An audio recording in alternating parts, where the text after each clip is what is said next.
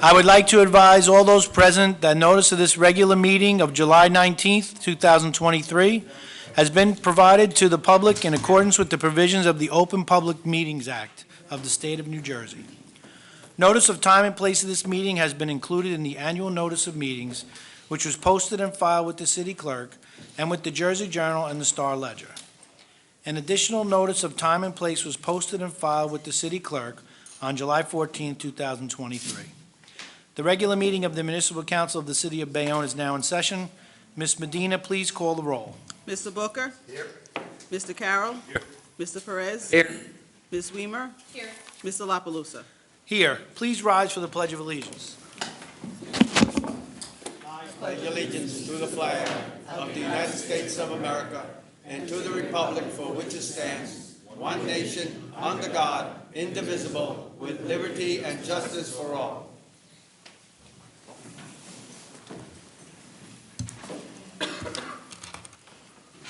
Our first item is an ordinance of the City of Bayonne, County of Hudson, New Jersey, approving a financial agreement by and between the City of Bayonne and Avenue E Developer AMS Urban Renewal LLC for the property located at 132 and 140 Avenue E, which is identified as Block 458, Lots 1.01 and 467, Block 23, as shown on the official tax map of the City of Bayonne, which was introduced and passed the first reading at the meeting held May 17, 2023, was published in the Jersey Journal and posted on the bulletin board as required by law, with notice that it would be further considered for final passage following a public hearing at this meeting of July 19, 2023, is now before the council for its consideration and a public hearing.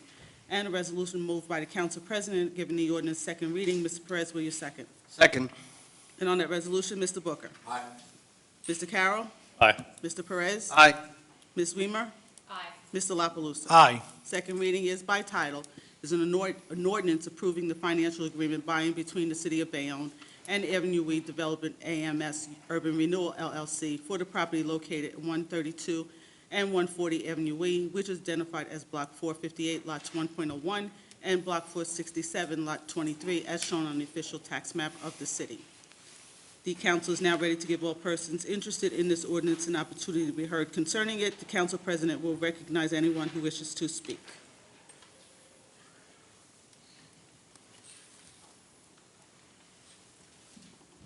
No protest against, objections to, or statements in favor of this ordinance or its passage has been filed with me. May I have a motion to close? Move it. Second. And on the motion to close, Mr. Booker. Aye. Mr. Carroll. Aye. Mr. Perez. Aye. Ms. Weimer. Aye. Mr. La Palusa. Aye. And a resolution ordering final passage. Move it. Second. And on that resolution, Mr. Booker. Aye. Mr. Carroll. I'm actually going to vote out of order. I'd like to hear the comments from the councilperson of that ward. Okay. Mr. Perez. Aye. Mr. Weimer. Ms. Weimer. Wow. So to respond to Councilman Carroll's questions, the developer and the attorney working with the developer on this project have been quite considerate to the city and to the surrounding area in meeting our requests and consideration, knowing that they are using both union labor and working with the city for their pilot. I very happily vote aye. Ms. La Palusa. I'm very, very happy that this is a 100% union project. There's a memorandum of agreement, and not for just this one, but also the next project for O2 on our agenda. But very happy to be putting a lot of people to work at both of these projects, and I vote aye. And Mr. Carroll. My comments are for both 01 and 02. I agree. I'm very happy that it's going to be 100% union labor. When there was something to oppose and to stop, I make no secret that I was against this project. I think 18 stories is way outside the realm of normality. And I was nervous then, and I made my comments on the record at that time that I thought doing this opened the door to do it on any street in town. And the people, the first ward I know, have a fear of 18 stories blocking out their backyards, blocking the sun out when they get to the end of the week and they pray for 5 minutes of sun so they can sit outside. I I was voted down, I was defeated twice in the past under a previous council. We now face what I consider to be a tough decision. But as this is going to be built, I'd rather it be built in such a way that it's going to stay standing and that there's going to be responsible parties that will answer the phone when the community in that neighborhood have concerns. And that goes to the issue that the councilwoman raised, doing it with 100% union labor. So again, as this will be the biggest thing in town, as it is in the second ward, and having heard from the representative, I vote aye. Thank you. 02 is an ordinance of the City of Bayonne, County of Hudson, New Jersey, approving a financial agreement by and between the City of Bayonne and Avenue E Developer Mile High AMS Urban Renewal LLC for the property located at 157-163 Avenue E, which property is identified as Block 234, Lot 8.01, as shown on the official tax map of the city, which is introduced and passed the first reading at the meeting held May 17th, was published in the Jersey Journal and posted on the bulletin board as required by law, with notice that it would be further considered for final passage following a public hearing at this meeting of July 19th, is now before the council for its consideration and a public hearing. And a resolution giving the ordinance second reading is moved by the council president. Mr. Perez, will you second? Second. And on that resolution, Mr. Booker. Aye. Mr. Carroll. Aye. Mr. Perez. Aye. Ms. Weimer. Aye. Mr. La Palusa. Aye. Second reading is by title, an ordinance of the City of Bayonne, County of Hudson, New Jersey, approving a financial agreement by and between the City of Bayonne and Avenue E Developer Mile High AMS Urban Renewal LLC for the property located at 157-163 Avenue E. The council is now ready to give all persons interested in this ordinance an opportunity to be heard. The council president will recognize anyone who wishes to speak. Any questions on 02? No protest against, objections to, or statements in favor of this ordinance or its passage has been filed with me. May I have a motion to close? So moved. Second. And on the motion to close, Mr. Booker. Aye. Mr. Carroll. Aye. Mr. Perez. Aye. Ms. Weimer. Aye. Mr. La Palusa. Aye. Oops, almost missed that. And a resolution ordering final passage. So moved. Second. And on the resolution, Mr. Booker. Aye. Mr. Carroll. Aye. Mr. Perez. Aye. Ms. Weimer. Aye. Mr. La Palusa. Aye. 03 is an ordinance of the City of Bayonne, County of Hudson, New Jersey, approving a 5-year tax agreement with Broadway 32 LLC, Bayonne Broad 32 LLC, for the property located at 43-45 West 32nd Street, which property is identified as Block 145, Lot 1, as shown on the official tax map of the City of Bayonne, which was introduced and passed the first reading at the meeting held May 17th, was published in the Jersey Journal and posted on the bulletin board as required by law, with notice that it would be further considered for final passage following a public hearing at this meeting of July 19th, is now before the council for its consideration and a public hearing. And a resolution moved by Councilmember Perez, giving the ordinance second reading. Ms. Weimer, will you second? Second. And on that resolution, Mr. Booker. Aye. Mr. Carroll. Aye. Mr. Perez. Aye. Ms. Weimer. Aye. Mr. La Palusa. Aye. Second reading is by title, an ordinance of the City of Bayonne, County of Hudson, New Jersey, approving a 5-year tax agreement with Bayonne 32 LLC for the property located at 43-45 West 32nd Street, which is identified as Block 145, Lot 1, as shown on the official tax map of the city. The council is now ready to give all persons interested in this ordinance an opportunity to be heard concerning it. The council president will recognize anyone who wishes to speak.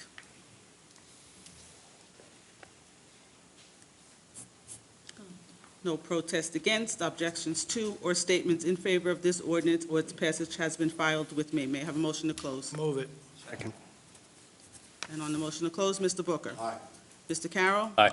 Mr. Perez. Aye. Ms. Weimer. Aye. Mr. La Palusa. Aye. And a resolution ordering final passage. Move it. Second. And on that resolution, Mr. Booker. Aye. Mr. Carroll. Aye. Mr. Perez. Aye. Ms. Weimer. Aye. Mr. La Palusa. Aye.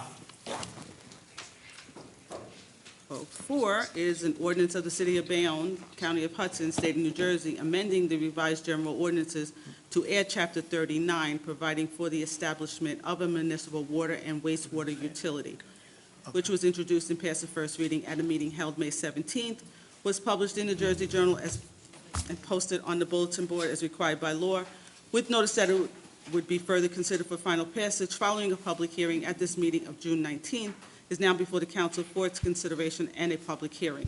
Madeline, if I can, I'd like to advise the council had a long-spirited conversation, which is the only type of conversation you can have, with Joe Nichols today, and he indicated that they still haven't crossed all the Ts and dotted all the Is with Veolia, so he asked if we could carry this one more month. So with that being said, I make a motion to postpone. Who would like to move it? Move it. Second. Yes? You want to come up to the podium and speak? Thank you for allowing me to speak. Please It state just- your name and... My name is address. Halina Kledgmant. I am a resident right next of the property, which is, we just talked about, and by totally accident, I am here on this meeting, and I just decided to talk. You want to speak on Which On one? the one on On the 32nd city of the Street. 4345 West 32nd Okay, Street. so for O2. Yes. Okay, so go ahead. If we Elena. can. Sorry. I am next door neighbor. 3 years ago, because of the bad plan work of the property, my garage collapsed. It's still, thankfully, by accident of my husband coming in and asking if all permits were submitted, he walked in on the city inspector with wonderful help. Finally, I think his name is Stephen, make a call to Yaz, who is developer, and said, if you will not start work on the garage, your occupancy will be revoked. I object of that, of the tax. That property is on a loop net for 11.5 million. Why we are giving away tax-free or any kind of agreement? There's no details for it. I don't understand why we will be so lenient for the people who, at least to me, multiple times lie and make empty promises. I have no trust at all to developer good cost of this property, period. These are by right. You want to explain? Jay Coffey is our law director. He's going to explain. Yes. This specific statute is designed to promote rehabilitation or redevelopment projects. And this is a 5-year tax exemption. It's statutorily allowed and then allowed by our ordinance, where it goes from 20, 40, 60, 80, 100% taxation over 5 years. It's not a long-term tax exempt type of... I understand. So the incentive was, if you do rehabilitate or improve this property, that the municipality will provide this 5-year tax exemption. Okay. So that's the reasoning behind it. That's why it's before the council. That's why, but you've got the right to come up here and All object right. to it. And Is it would be possible, maybe request that tax will be postponed after finishing that garage? Would be that reasonable request? Well, we can make sure that they honor their agreement to fix your garage. If they broke it, they have to fix it. I And I'll know. make sure, Yeah. right after this Right. meeting, I'll make the right phone calls to There- make sure we get somebody out there. I believe their attorney is here. Mr. Maselli, you want to come up and address this?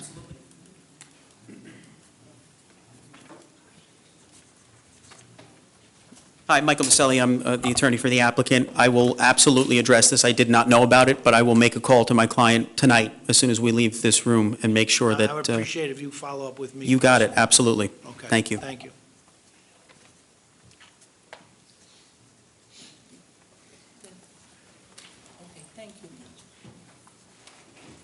Okay, back to 04. We have a motion on the table to postpone to the meeting of August 16th.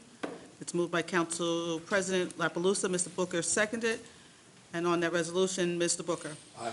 Mr. Carroll. Aye. Mr. Perez. Aye. Ms. Weimer. Aye. Mr. La Palusa. Aye. 05 is an ordinance amending and supplementing the revised general ordinances of the City of Bayonne, Chapter 33, Planning and Development Regulations, and Chapter 35, Zoning Regulations, which was introduced and passed a reading at a meeting held May 17th, was published in the Jersey Journal and posted on the bulletin board as required by law, with notice that it would be further considered for final passage following a public hearing at this meeting of July 19th, and is now before the council for its consideration and a public hearing. And a resolution moved by the council president, giving the ordinance second reading. Mr. Booker, will you second? Second. And on that resolution, Mr. Booker. Aye. Mr. Carroll. Aye. Mr. Perez. Aye. Ms. Weimer. Aye. Mr. La Palusa. Aye. Second reading is by title, an ordinance amending and supplementing the revised general ordinances of the City of Bayonne, Chapter 33, Planning and Development Regulations, and Chapter 35, Zoning Regulations. And the council is now ready to give all persons interested in this ordinance an opportunity to be heard concerning it. The council president will recognize anyone who wishes to speak. Any questions on 05?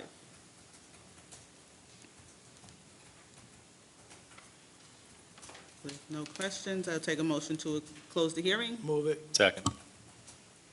And on the motion to close, Mr. Booker. Aye.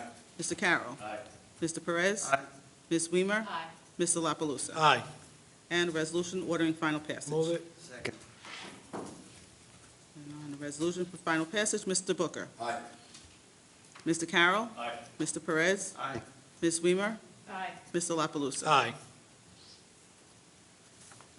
06 is an ordinance amending and supplementing the revised general ordinances of the City of Bayonne, Chapter 7, which was introduced and passed at first reading at the meeting held May 17th, was published in the Jersey Journal and posted on the bulletin boards required by law, with notice that it would be further considered for final passage following a public hearing at this meeting of July 19th, and is now before the council for its consideration and a public hearing.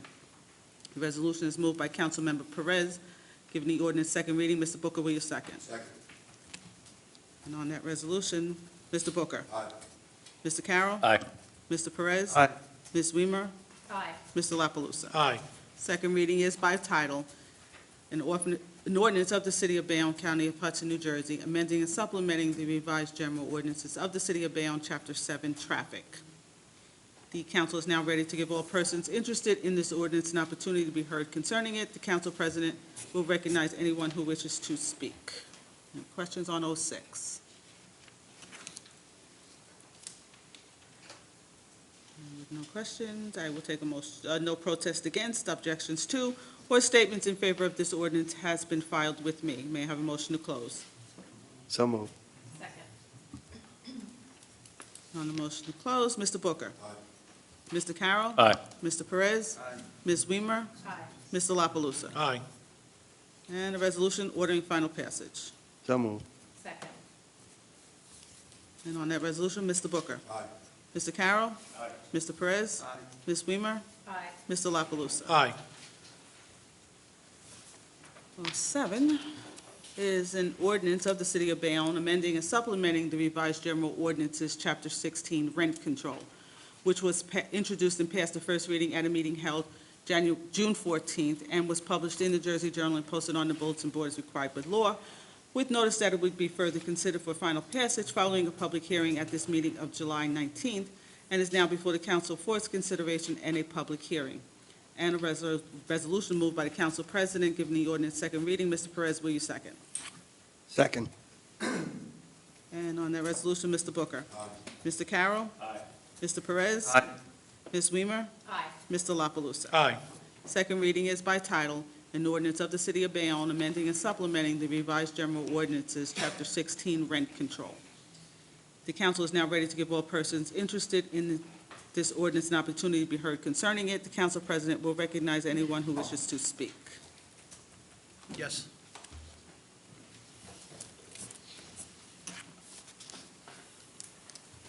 Good evening. Good evening. I just had, Excuse Can me, you just- state your name? sure, I'm sorry, Gary. Vincent Fedor, 653 Avenue C. I have a neck disability, so that's why my neck is like this. In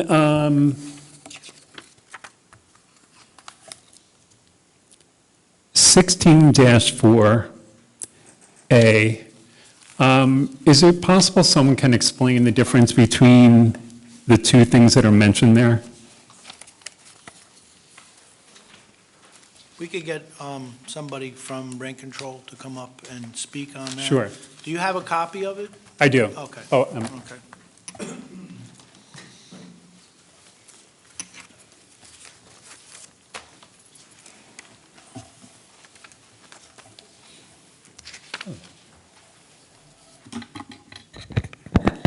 Good evening, everyone. Hello.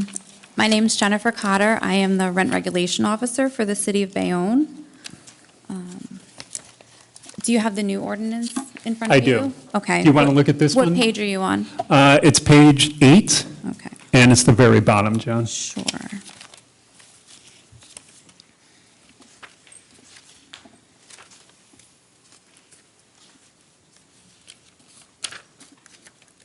A specific section?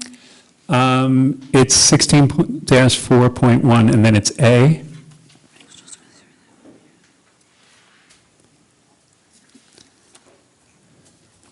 Okay, so with rent control, we allow one increase every year, and that increase is based on the consumer price index that is put Right. out by the Department of Labor and Statistics.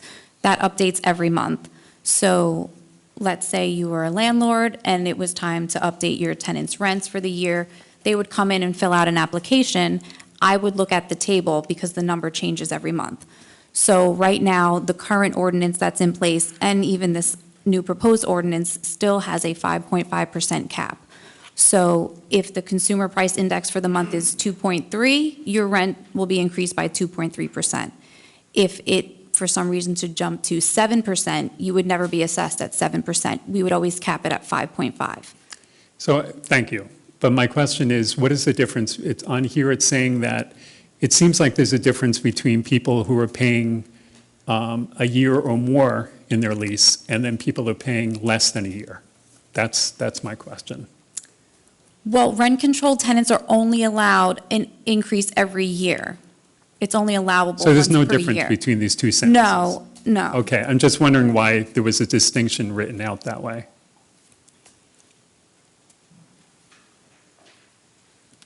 I think, Jennifer, It's just, yeah, it's saying even if you are, because some rent-controlled tenants don't have an annual lease. They live month to month. So let's say you have a month-to-month lease.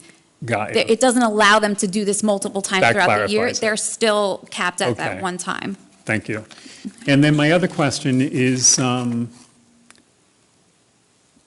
16 dash, it's page 18. And it's 16-5.4, the late rent surcharge.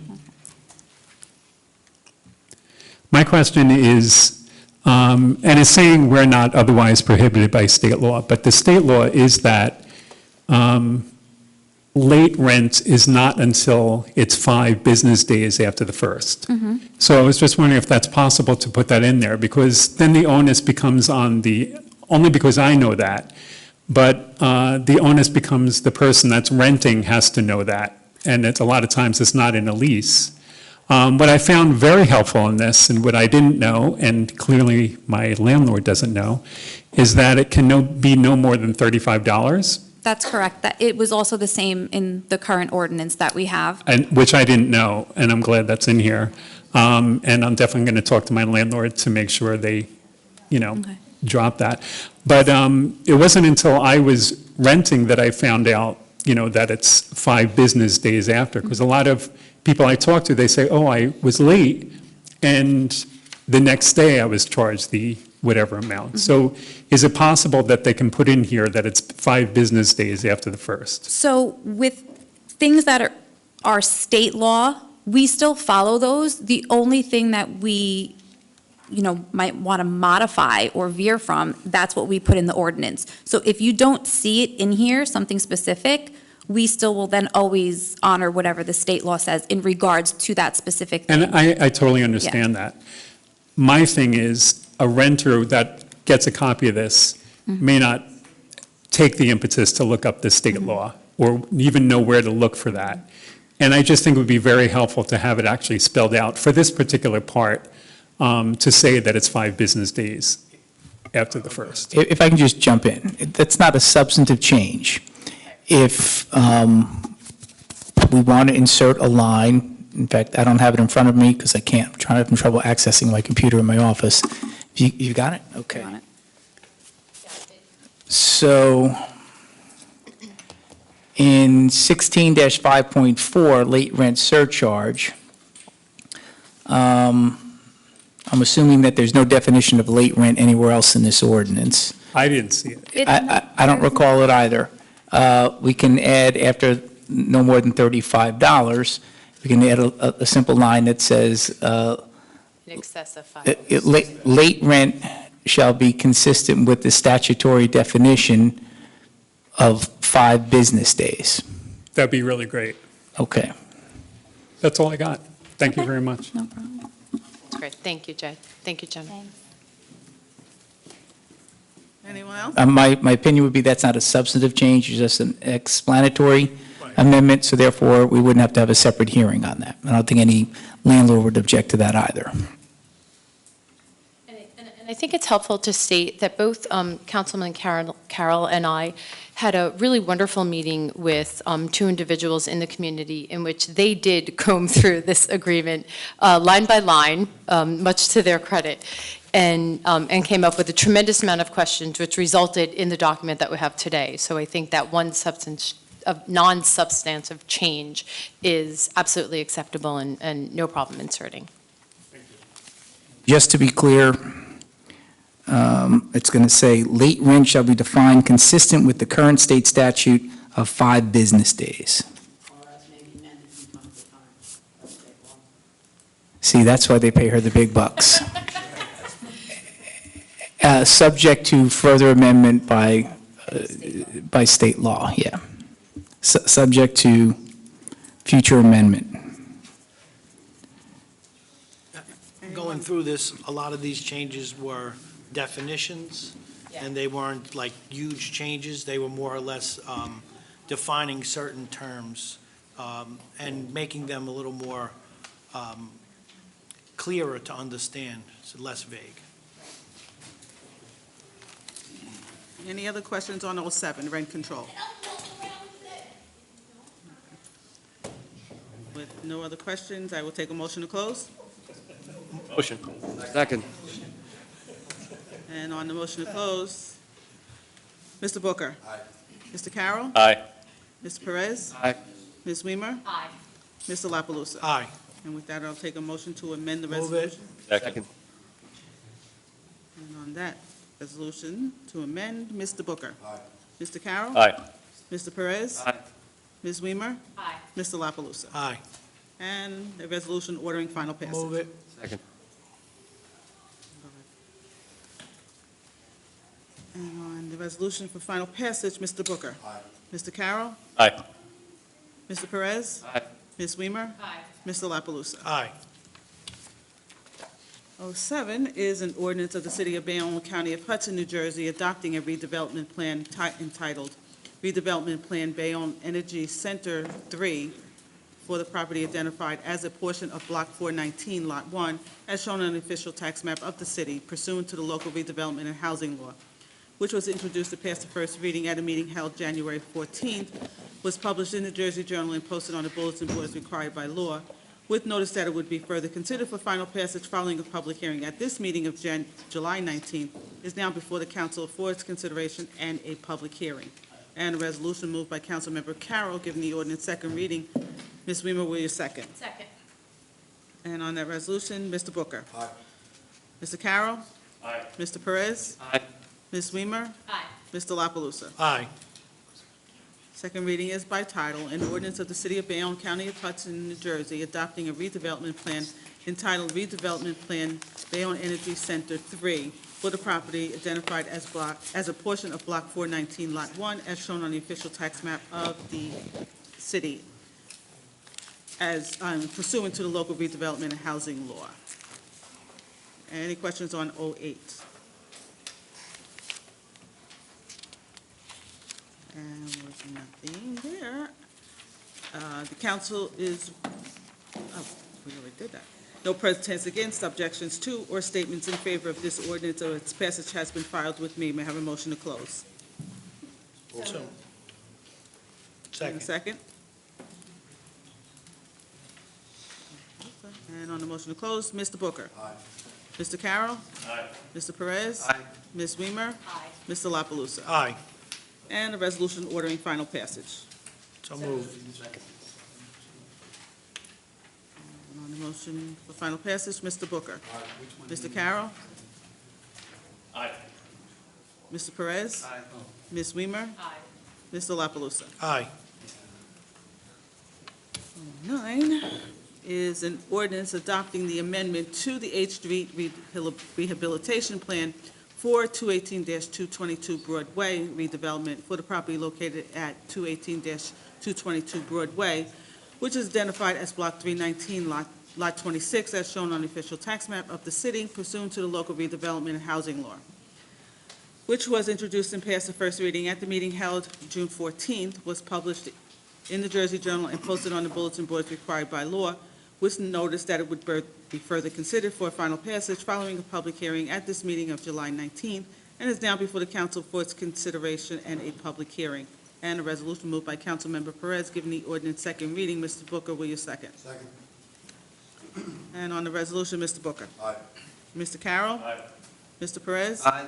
Ms. Weimer. Aye. Mr. La Palusa. Aye. Second reading is by title. It's an ordinance adopting the amendment to the H Street Rehabilitation Plan for the property, for 218-222 Broadway, for the property located at 218-222 Broadway, which is identified as Block 319, Lot 26, as shown on the official tax map of the city pursuant to the local redevelopment and housing law. The council is now ready to give all persons interested in this ordinance an opportunity to be heard concerning it. The council president will recognize anyone who wishes to speak. Any questions on 09?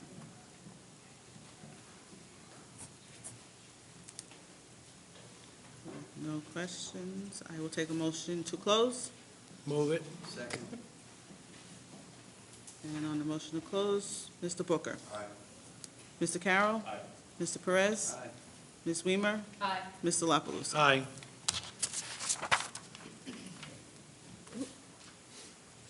And a resolution ordering final passage. Move it.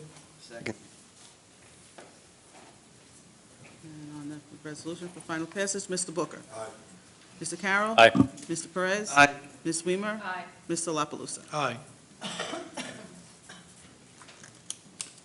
010 is an ordinance amending and supplementing the revised general ordinances of the City of Bayonne, Chapter 4, Licensing, Registration, and Business Regulation, which was introduced and passed the first reading at a meeting held June 14th, was published in the Jersey Journal and posted on the bulletin boards required by law, with notice that it would be further considered for final passage following a public hearing at this meeting of July 19th, and is now before the council for its consideration and a public hearing. And a resolution moved by the council president giving the ordinance second reading. Mr. Carroll, will you second? Second. And on that resolution, Mr. Booker. Aye. Mr. Carroll. Aye. Mr. Perez. Aye. Ms. Weimer. Aye. Mr. La Palusa. Aye. Second reading is by title, and ordinance amending and supplementing the revised general ordinances of the City of Bayonne, Chapter 4, Licensing, Registration, and Business Regulations. The council is now ready to give all persons interested in this ordinance an opportunity to be heard concerning it. The council president will recognize anyone who wishes to speak. Any questions on 010?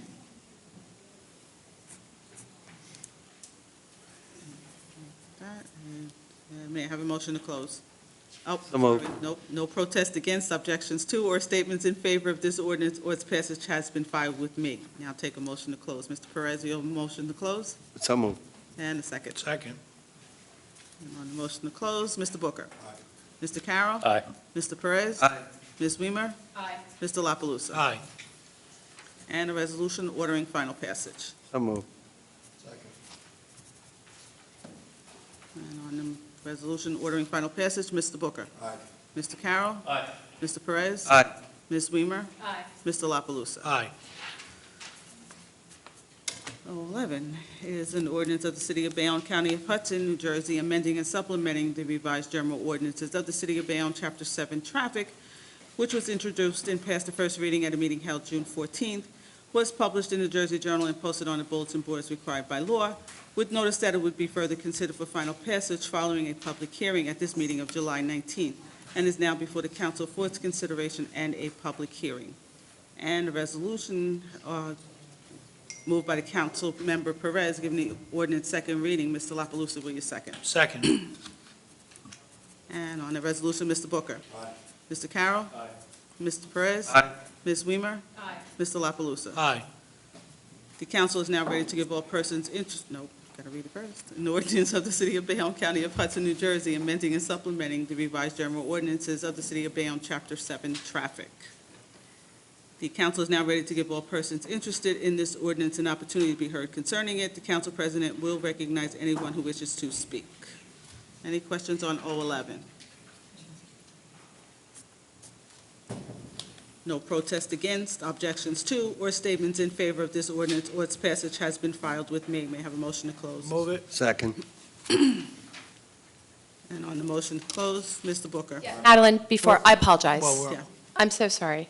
We're on 11? Yes. Okay, so please forgive me. I'm quite familiar with the one addition that we're doing for Vincent Spagnolo, and I know that that gentleman is now deceased. Actually, I will get to that after we close the hearing. Okay. Because then we'll amend it to. And we will amend to, I just don't want us to go through the time and effort to do that. Okay, thank you, I You're apologize. welcome. Not a problem. Okay. No protests against, well, we got to that. May I have a motion to close? It's moved by the council president. Mr. Perez seconded. On that motion to close, Mr. Booker. Aye. Mr. Carroll. Aye. Mr. Perez. Aye. Mr. Perez. And Ms. Weimer. Aye. Mr. La Palusa. Aye. Now I have a motion to amend, to remove space number 016 as the gentleman, Ms. Weimer stated, has passed away. Move it. Second. And on that, on that resolution, Mr. Booker. Aye. Mr. Carroll. Aye. Mr. Perez. Aye. Ms. Weimer. Aye. Mr. La Palusa. Aye. And a resolution ordering final passage. Move it. Second. And on that resolution, Mr. Booker. Aye. Mr. Carroll. Aye. Mr. Perez. Aye. Ms. Weimer. Aye. Mr. La Palusa. Aye. 12 is an ordinance of the City of Bayonne amending and supplementing the revised general ordinances, Chapter 4, licensing, registration, and business regulations, which was introduced and passed a reading at a meeting held June 14th, was published in the Jersey Journal and posted on the bulletin board as required by law, with notice that it would be further considered for final passage following a public hearing at this meeting of July 19th, and is now before the council for its consideration and a public hearing. And a resolution moved by the council president, giving the ordinance second reading. Mr. Perez, will you second? Second. And on that resolution, Mr. Booker. Aye. Mr. Carroll. Aye. Mr. Perez. Aye. Ms. Weimer. Aye. Mr. La Palusa. Aye. Second reading is by title, an ordinance of the City of Bayonne, County of Hudson, amending and supplementing the revised general ordinances, Chapter 4, licensing and registration and business regulations. The council is now ready to give all persons interested in this ordinance an opportunity to be heard concerning it. The council president will recognize anyone who wishes to speak. Any questions on O12? No protest against, objections to, or statements in favor of this ordinance has been filed with me. May I have a motion to close? So moved. Second. And on the motion to close, Mr. Booker. Aye. Mr. Carroll. Aye. Mr. Perez. Aye. Ms. Weimer. Aye. Mr. La Palusa. Aye. And a resolution ordering final passage. So moved. And on that resolution, Mr. Booker. Aye. Mr. Carroll. Aye. Mr. Perez. Aye. Ms. Weimer. Aye. Mr. La Palusa. Aye.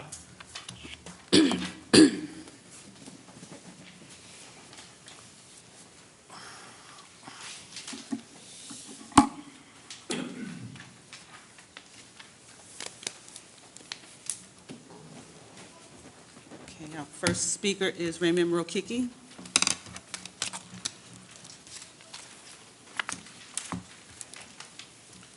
Raymond Rokicki, R-O-K-I-C-K-I, 734 Kennedy Boulevard. I'm here today to ask the City Council to request a report from either the Fire Department, I don't know if we still have a Public Safety Director, He's here. in Director Coover. lieu of the recent fire on the Ro-Ro container ship in Port Newark, and the fact that Bayonne is probably the only port between Delaware and Rhode Island that holds all four classes of vessels that dock here. How prepared is Bayonne for a fire on board a ship? Do we have a close group that's part of one firehouse, or are they spread out among the city? Do they know if they're about international shore connections? Do we have any international shore connections at the firehouses? Where they would locate the shipboard fire plants? I mean, but no, I'm sure they're prepared for a fire down at IMTT or one of the other oil terminals, but how prepared are we for a fire on a shipboard? Chief Weaver, our fire chief, is in the back. He can come up, and I'm sure he can answer a lot of your questions.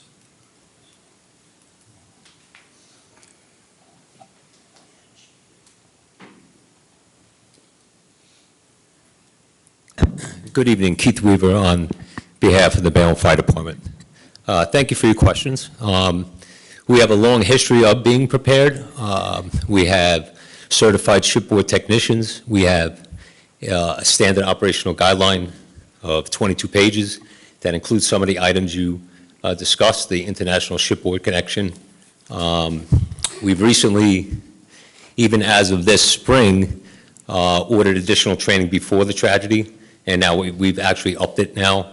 And today we actually received news, the entire department, we're going to receive awareness training that was originally scheduled for October. It's now been moved up to August for all members that are available. We have a port security grant application that was put in the spring to train 25 more shipboard firefighters. So we've had the training, we've had drills in the past, and we've had incidents, and we have the equipment.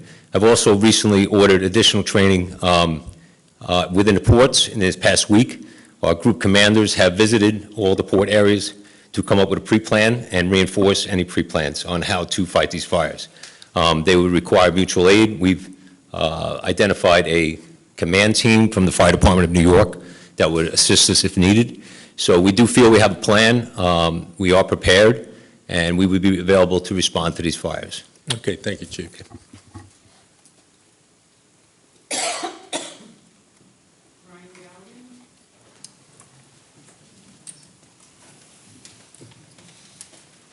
Hi, good evening. Ryan Galligan. Thank you for your time tonight, everybody. I am here to express a heartfelt request that holds immense significance to the community of Bayonne and to the D'Antonio family. It's a request that carries the weight of honoring an extremely extraordinary individual whose impact has touched the lives and smiles of so many, Dr. Rocco D'Antonio. Dr. Rocco and I have been best friends our lives and went to dental school together.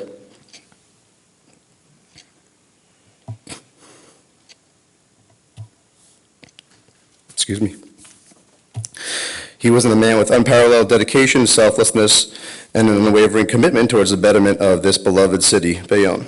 Upon graduating from dental school in 2010, he joined Dr. Pellegrini's practice on the corner of Avenue C and West 44th Street. At the same time, Rocco moved his life to Bayonne, to an apartment, to be closer to the office and also to become more involved in the community. After working and living in Bayonne for just a few years, he knew it was the place where he wanted to be forever. And he decided to buy the dental practice from Dr. Pellegrini and work there with him for years. And he eventually actually moved into the apartment upstairs from the office. He was devoted to making the Bayonne community a better place for all of its residents. He was constantly involved in community programs such as the 16th Street Community Cleanup, National Children's Dental Month, and Give Kids a Smile. He gave oral hygiene instruction to many children at the Bayonne local schools. He was a member of UNICO, and he even delivered at-home emergency dental treatment for patients who were homebound, meaning that he actually went to their houses when they couldn't get to his office to try to help them out. He was a monetary donor to the Bayonne Youth Baseball, Bayonne Fire Department, and the Bayonne Education Foundation, just to name a few. He may have been your guy's dentist for all, I don't know, but he was very popular with all of his people and community here.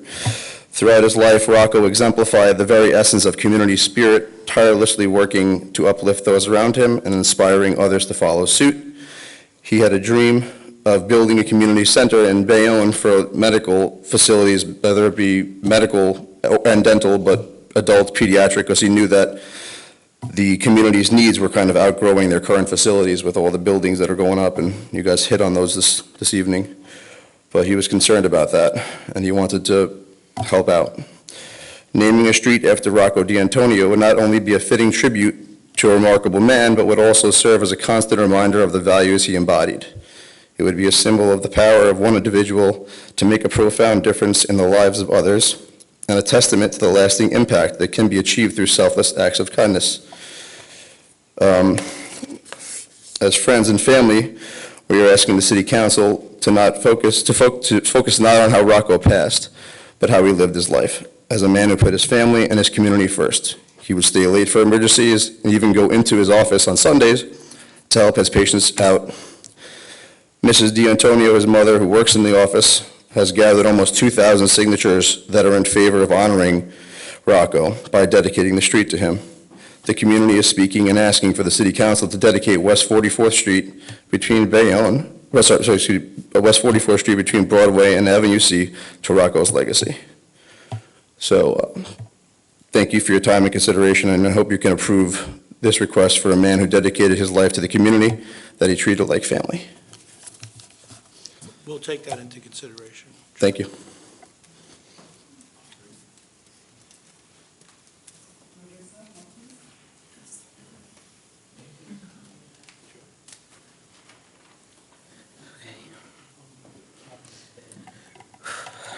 Good evening, everyone. My name is Marissa Moltese, and I am the first cousin of Dr. Rocco D'Antonio. I was asked to speak tonight on behalf of my family to represent and honor him during this time, as we are trying to dedicate a memorial in his name to be placed on the street under the street sign. I'm going to take you back a little bit and explain to you a little bit about our childhood. Rocco and I shared the same grandfather, but not the same grandmothers. My mother and his father are brother and sister. Unfortunately, we didn't have the relationship we could have had, but about 10 years ago, we were all reunited as a family and quickly began making memories together. I can remember coming up to Bayonne on one occasion when Rocco was first taking over the Bayonne Smile Center. He was very excited to get me in the chair and take a look at my teeth. He told me that I had the best teeth in the family, and that finally he had a family member that actually liked going to the dentist. I had ridges in my 2 front teeth that he sanded down, and I was so afraid for him to do that. And now I'm so glad that he did, because I know it may sound a little crazy, but every time I wrung my tongue across my teeth, it's a memory that we shared and had a little laugh about together. While I was there, he was so enthusiastic on all the things that he wanted to do to make this practice be amazing and how he wanted to service the people in the community.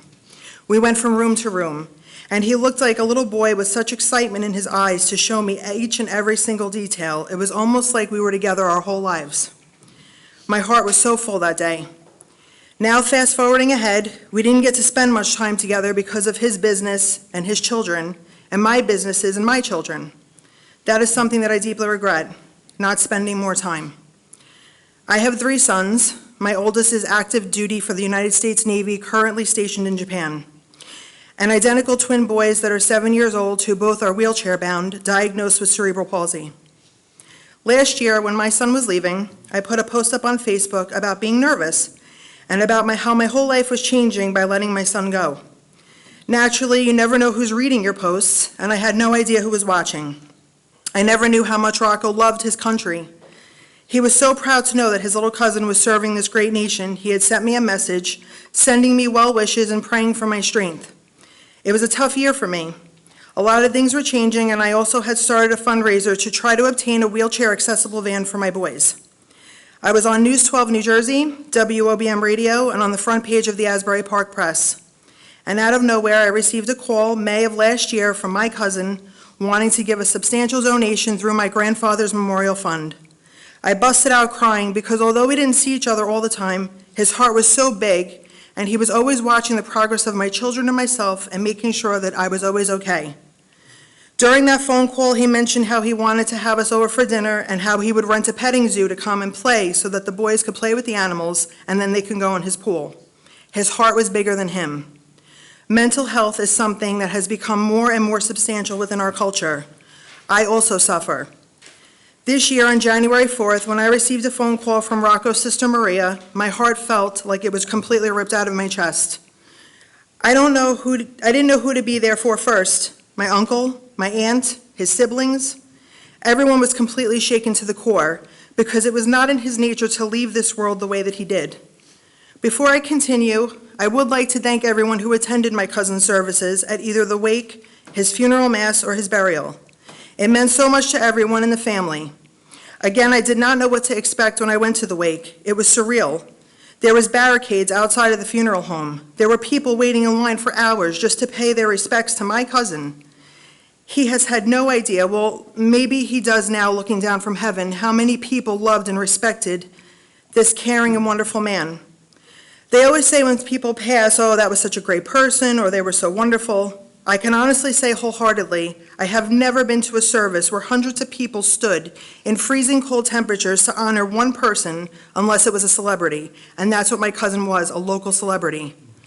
The Catholic school that he attended on Staten Island had a mass in remembrance for him with a very large picture on the altar of his face. That all of the children attended, and they got to be present for. Since then, other churches have dedicated masses as well in his name. There's a foundation set up in his name, and there has been fundraiser events to regenerate money to that same fund, all in his name.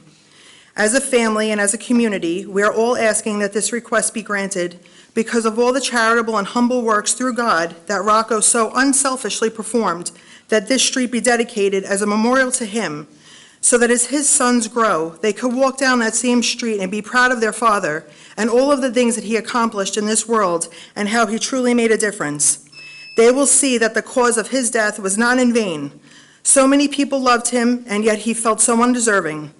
I do not want his name shamed or any of the works that he did in this world to be discredited. I know that he stands next to me tonight, Please wrap up your comments. and I know that he's proud of me for being a voice and a beacon of hope by giving him a well-deserved tribute. Thank you for listening. I really appreciate it. Thank you. Jeanette?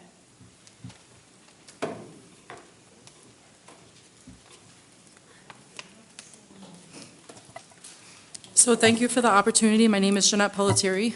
Thanks for the opportunity for me to share a few words tonight.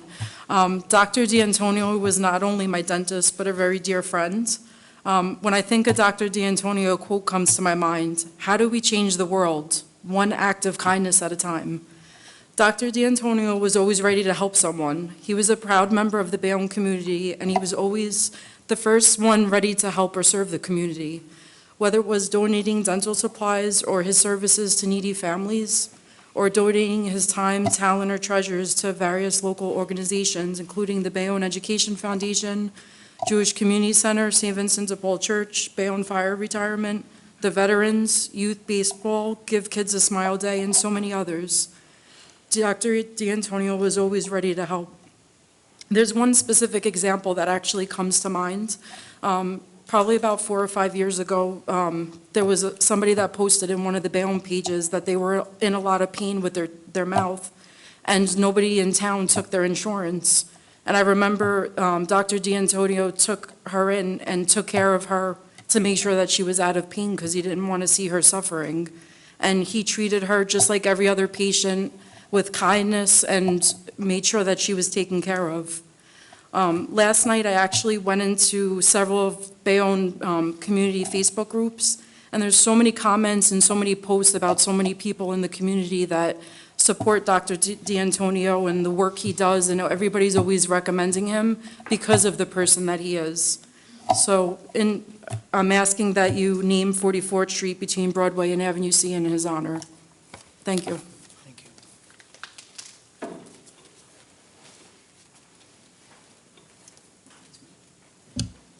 Larry D'Antonio? I'm sorry, I'm just, I share the same sentiments as anybody. Please consider our request. That's all I ask. Thank you.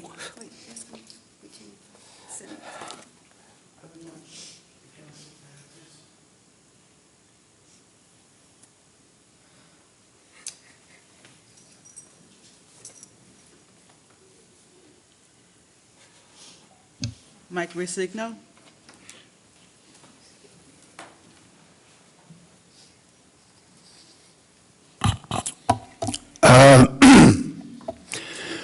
Robin Williams and Dr. Rocco, they always wanted to put a smile on someone's face.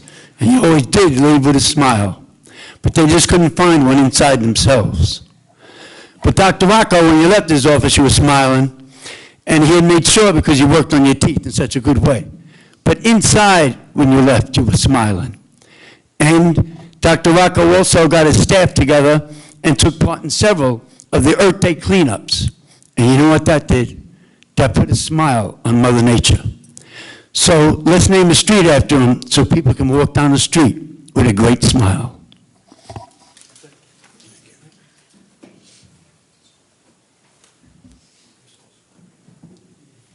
Cheryl Riscard.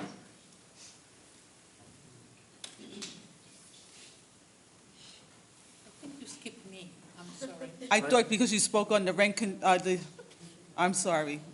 Can I add one thing? Just that it be noted that what Larry handed you was a petition signed, hand-signed by how many people? 2,000 hand signatures, just to, that are in favor and support of in naming the street, just so it's clear on the record that it states that, just not just handing you guys something. Okay, thank you. Come on, I'm sorry. Hello again, my name is Halina Kledgman.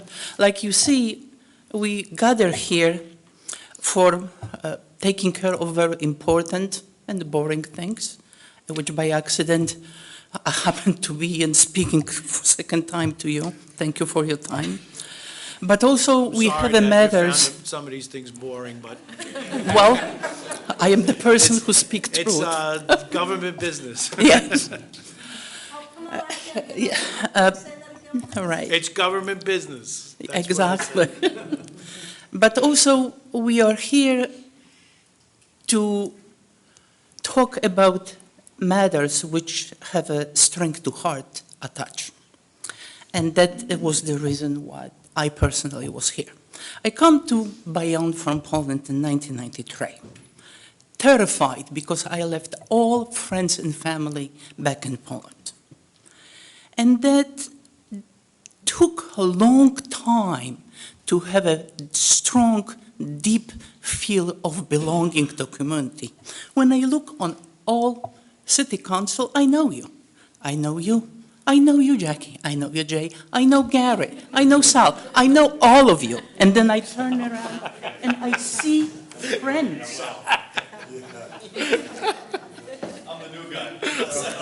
But I see you in the chandelier galas.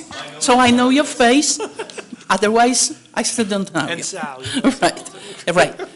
I know Sal. That's Juan. I know Sal. So in any way. Oh, wait, I just realized I know you. There we go. All right, There we no go. calling out. Let's go. Let's we go. have Don't carry on. A long agenda. Because if I start to saying how I see you people, then we might have a different meeting.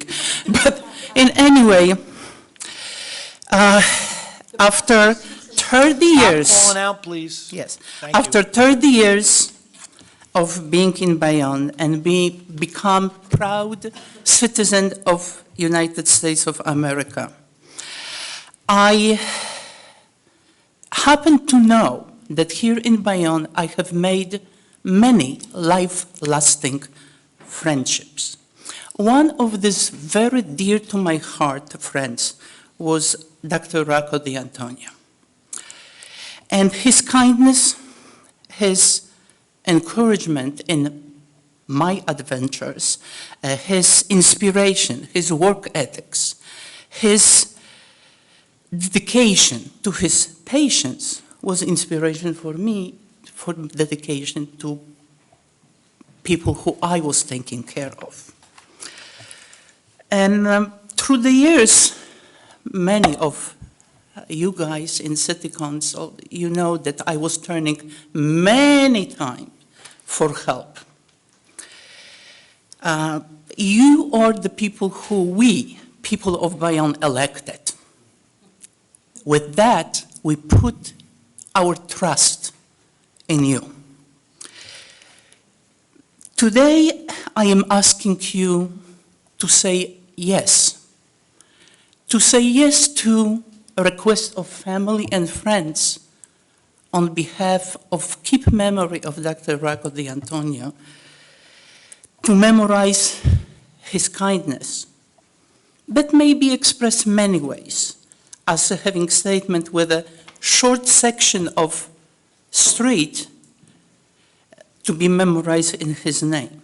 But many of us, when we look back, we know that any person who passed have a special place in our hearts.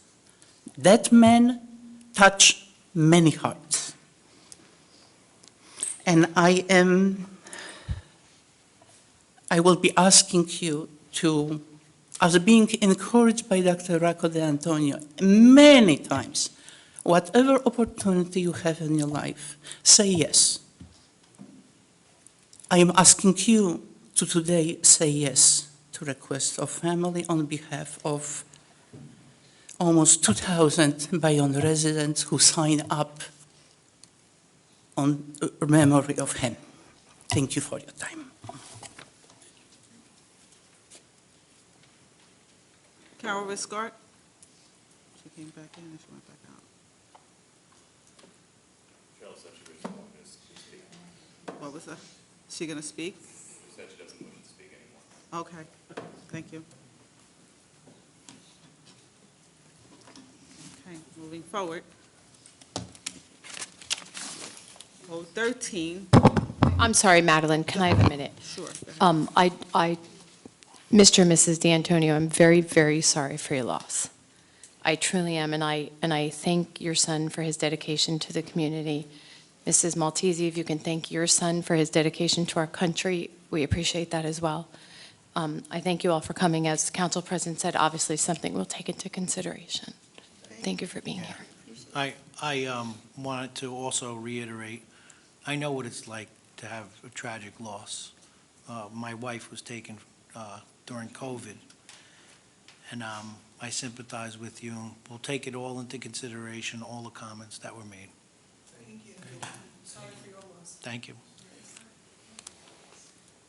Anybody else? Okay. Moving forward is an ordinance for introduction. It is an ordinance adopting the redevelopment and plan entitled Sampson Site Redevelopment Plan for the property located at 108 Avenue F, 104-106 Avenue F, and 101 East 21st Street, which is identified as Block 457.01, Lots 2, 3, 4, and 5, as shown on the official tax map of the City of Bayonne, pursuant to the local redevelopment and housing law, and a resolution fixing Wednesday, August 16, in the Dorothy E. Harrington Council Chambers as a time and place for a public hearing and final passage. Who would like to move it? So moved. Second. And on that resolution, Mr. Booker. Mr. Carroll? I understand as of the caucus last week that it was unsatisfactory in its current form in the second ward. So in keeping with my comments from earlier, I'd like to throw it to the second ward councilwoman. Okay. Mr. Perez? Aye. Ms. Weimer? So to respond both to the councilman and to the community, the second ward is a very unique area, and I sometimes feel as if there's a bit of a haphazard plan, and I use that term really very loosely because I'm not being disrespectful to the prior administration or to my colleagues, but I don't necessarily agree that there should be buildings that are out of character with the community around it, just placed anywhere within the city because that's what the developer would like to do. I think that it should be part of our primary concern to maintain the character of our community and to first and foremost consider the surrounding area. And there are a number of concerns that I have with not only this request, but with the request that immediately follows, and I have the very similar comments. There are a number of issues with that immediate area. There are flooding issues. There are potential traffic issues. There's a concern about the retention of sewerage and water because that area is prone to flooding. So really, with that being said, and I understand that that is part of a plan that would come after, but if we approve this redevelopment plan, that allows for a building to go up, and it expands the number of units allowed in that area. And right now, that area is not zoned for this request. And so it is really with heartfelt concern for the area that I absolutely cannot approve this as it is. If the developer and the planner would like to come back and we could consider perhaps a smaller development, it is something that I am absolutely open to. I am not against the development whatsoever. I am against the magnitude of this development, and my comments are the same for the one right after it. So I'm sorry, I cannot vote with it. So I vote no, Madeline. Mr. La Palusa? I've probably voted no more than everybody up here combined. I don't like very, very tall buildings. I voted no with Mr. Carroll on that 18-story building because I thought it was out of character with the neighborhood. But no, you have to let me finish my statement. Is your mic on? It's on. The microphone's on.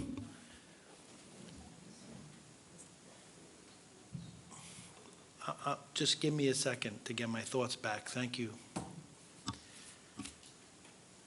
Having said that about the height issues that I don't like, when things are out of character in a neighborhood, okay, it's when you have all private homes and then they're going to build this huge skyscraper. So I understood in Avenue E it was out of character. But for this property, this has been an empty lot for a long time. 014, the next one, it smells like oil. They're going to take care of the contamination. They're going to remediate that property. 6 stories is not beyond the realm of what we voted for in the past. I didn't want the 10-story building on Broadway, Resnick's. I was against it. The community was against it. There was 200 people in the council chambers here against it. It passed. It passed 4-1. It's differences of opinion. I think both of these, and you'll hear me vote on the next one as well, I think these are like blights on the community, and I think it's not going to overflow. I think, if anything, it's going to correct a lot of the problems, and that's the only reason I'm going to agree to introduce this. So I vote aye. And back to you, Mr. Carroll. I agree with the sentiments of Councilwoman Weimer, and I understand the council president's thoughts that these areas are probably more so than those that have been introduced in the past, an area in need. However, I don't think doing something for the sake of just repairing an area and getting it up and is worth it. I think it needs to be right. And so, like I said, when I deferred to the councilwoman, this was unsatisfactory in its introduction. So I don't understand why we would go through the motions and introduce it and then fight it next month and so on and so forth. Just come in with a plan that is acceptable, and then that would go on the agenda. So I vote no on this, and my sentiments are the same for the next. Okay, with the majority of 3-2, the ordinance is introduced and will be a subject of public hearing August 16th. Real quick, Councilman Booker, if I can interject real quick, just to kind of defend my vote, if it means anything. I actually, to much respect to my council members, my colleagues here, they have very good comments about this project. But I've been sitting up here, and as a representative of the council, I hear a lot of these things before they even come to us. I am part of the planning board. So a lot of this stuff has been presented to me. So some of the questions, if they have, they can reach out to the planning board and let me know. So in defense of my vote, I agree with the project. I think everything, a lot of the questions that have been discussed and the concerns have been presented to me. Otherwise, I would not have voted for this project. And it is all part of the redevelopment in that area. And everything is valid, what is being said, all right? And it's much respect to my colleague to my left, but in defense of my vote, I think this is a good project, much-needed project that has been an eyesore in that area for a while, condemnation, all that other stuff. So I vote, again, I just defend my vote. Okay. 014 is an ordinance of the City of Bayonne, County of Hudson, New Jersey, adopting the redevelopment plan entitled Avenue F Redevelopment Plan for the property located 86 East 22nd Street, 90 East 22nd Street, and 111 Avenue F, which is identified as Block 456, Lots 10, 9, 8.03, 8.01, 8.01, 8.03, and Lot 7, as shown on the official tax map of the City of Bayonne pursuant to the local redevelopment and housing law, and a resolution fixing August 16th as a time and place for a public hearing and final passage. Who would like to move it? So moved. Second. And on the resolution for introduction, Mr. Booker. Mr. Carroll. No. Mr. Perez. Yes. Ms. Weimer. Nay. And Mr. La Palusa. Again, this is, the smell of oil is unbelievable when you walk past this place. I'm looking to get that and the big red sign off of that building, create a nice new building. I think it'll revitalize the whole neighborhood, and I vote aye. Could I say something? With due respect to my fellow council persons, I have to agree with Lloyd, and I have to agree with Gary on this situation. It's a building that's going to make that area beautiful, and it's not a negative perception, but a positive perception for the neighborhood. And on the majority of vote, 3-2, the ordinance is introduced, and public hearing will be held August 16th. 015 is an ordinance amending and supplementing the revised general ordinances of the City of Bayonne, Chapter 35, zoning regulations, and a resolution fixing Wednesday, August 16th, at 7 p.m. in the Dorothy E. Harrington Council Chambers as a time and place for a public hearing and final passage. Who'd like to move it? Move it. Second. And on that resolution, Mr. Booker. Aye. Mr. Carroll. Aye. Ms. Perez. Aye. Mr. Perez. Ms. Weimer. Aye. Mr. La Palusa. Aye. 016 is an ordinance amending and supplementing the revised general ordinances of the City of Bayonne, Chapter 7, Traffic, and a resolution fixing Wednesday, August 16th, at 7 p.m. in the Dorothy E. Harrington Council Chambers as a time and place for a public hearing and final passage. Who'd like to move it? So moved. And on that introduction and resolution, Mr. Booker. Quick question on this, real quick. Before I vote, can someone explain to me exactly, like, the hours that we're referring to and the distance in terms of the parking? On Absolutely. 016 or on 016. Oh. Lord Avenue property. So this is going to be essentially a loading zone. It's not to be a parking spot. It's for the churchgoers between the hours of 9 a.m. and 3 p.m.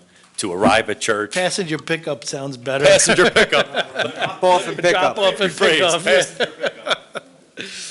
I appreciate But that. that's essentially it, to accommodate that church, which doesn't have the parking that, for example, St. Andrews and other surrounding areas have. It says church holidays and Sundays, and it's 55 feet from the corner, which is roughly, I would say, about, what, 3 spots to maybe 4 spots, something like that. All right, thanks for the explanation, thank You're you. welcome. And on that, I vote aye.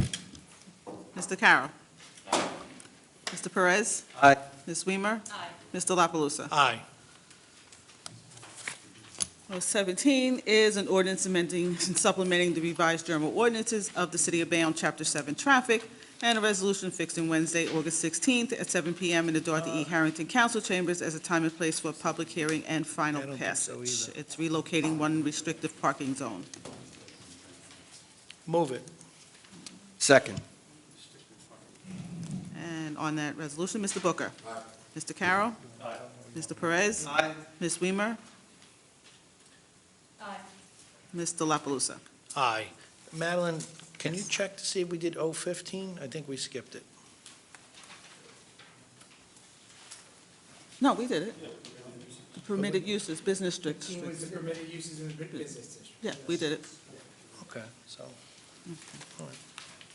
Communications is a resolution moved by the council as a whole, ordering the following communications to be received and filed. It covers C1 through C17. Any questions on the communications? And on the communications, Mr. Booker. Mr. Carroll. Aye. Mr. Perez. Ms. Weimer.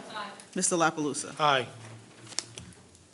The officers' report is a resolution moved by the council as a whole, ordering the following officers' reports to be received and filed, and any resolution incorporated within to be adopted. Any question, it covers OR 1 through OR 6. Any questions on the officers' reports? OR 5. Mr. Skillender, maybe you can answer this question. Is the title new? I've actually had a question on that from a constituent. I believe it's already in our civil service, unfortunately, when Mr. Coffey comes back, he is, Okay. yeah.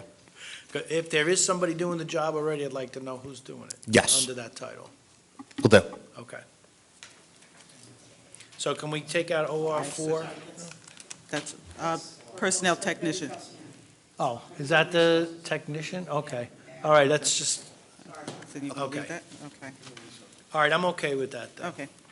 So on the officers' reports, Mr. Booker. Aye. Mr. Carroll. Aye. Mr. Perez. Aye. Ms. Weimer. Aye. Mr. La Palusa. Aye. And consent resolutions moved again by the council as a whole, ordering the following resolutions to be adopted.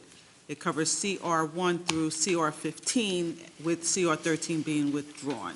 Any questions on the consent resolutions? Which one? Yeah, CR 9.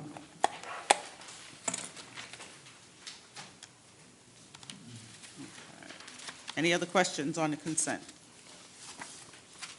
Okay, so let me take the vote on anything remaining in the consent. On the remaining consent resolutions, Mr. Booker. Mr. Carroll. Aye. Mr. Perez. Aye. Ms. Weimer. Aye. Mr. La Palusa. aye. Okay. For CR9, maybe we could CR9 have one is- of our experts come up Is and, entering into an agreement with the New Jersey Department of Transportation for the West Side Walkway improvements. Yes. Sometimes we get good news.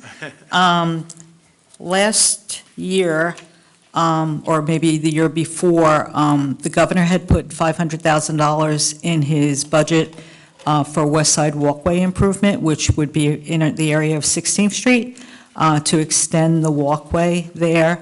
And for some reason, we believe that it was not, it didn't make it through the budget. And the mayor had and Jay's not here right now, but the mayor and Jay had a tour with the Commissioner of Transportation, I think it was June 20th, and she took the time to say, oh, by the way, I have $500,000 in my budget that the governor gave DOT for that walkway, and believe it or not, through Jay's efforts and Joe's efforts and Andy Reichel's efforts, we were able to put together a scope of work in 10 days. your efforts as well. But it had to be done in 10 days because it was in the prior fiscal year, and we were able to get back $500,000, which has made Mr. Cotter very happy and Mr. Reichel very happy, and we discussed it today at Development Team. And Mr. La Palusa is very happy, too. We're always happy to receive funding because, as we all know, walkways and open space on our beautiful walkways on the west side, or any effort to do that is really appreciated. I'm going to, later under public, I'm going to talk about more good news from the Department of Transportation, so I have some stuff for you.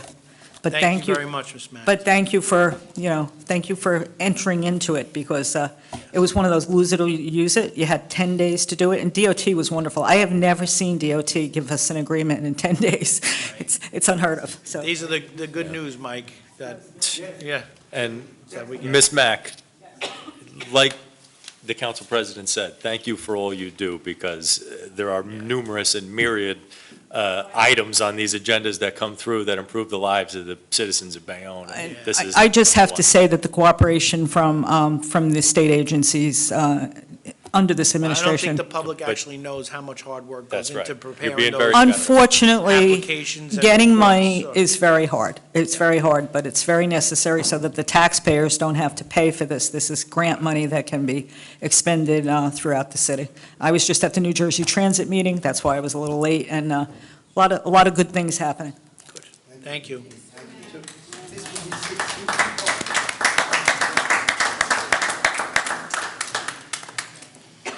Any other questions on CR 9?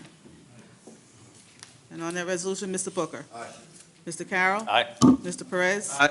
Ms. Weimer? Aye. Mr. La Palusa? Aye.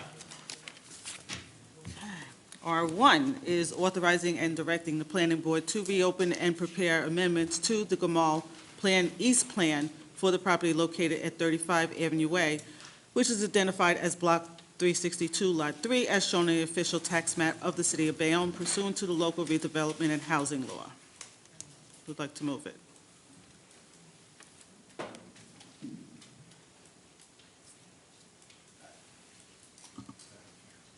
I'm sorry, R1. Madeline, I apologize. Councilman Carroll, is that, I'm going to assume that that's in your, I'm sorry, I'm Actually like not to familiar. Invite Ms. Mack back up to talk about this, if you would. This is R1. R1.